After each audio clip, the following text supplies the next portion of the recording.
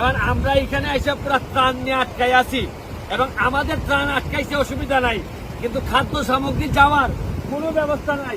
একটা ট্রাক এইদিকে পড়ছে, আরেকটা ট্রাক এখানে পড়ার মতো অবস্থায় আছে, এরা আটকায় রাখছে।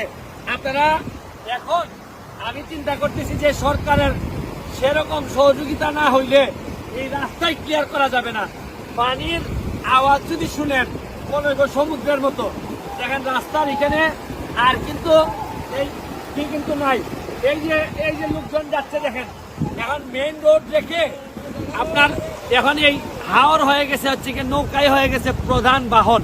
রেঙ্গাসার না পর্যন্ত কোনোভাবেই এখন আর এই রাস্তা ক্লিয়ার করা যাবে না। এখন খাদ্য সামগ্রী পাঠানোর জন্য মেইন রোডটা এই সুনামগঞ্জের সাথে যদি রাস্তা আবার বন্ধ হয়ে যায় তাহলে আরো মারা যাবে। তো 2 জন আর্মি আসছিলেন, দেখে গেছেন সরকারের নির্দিষ্ট ডিপার্টমেন্ট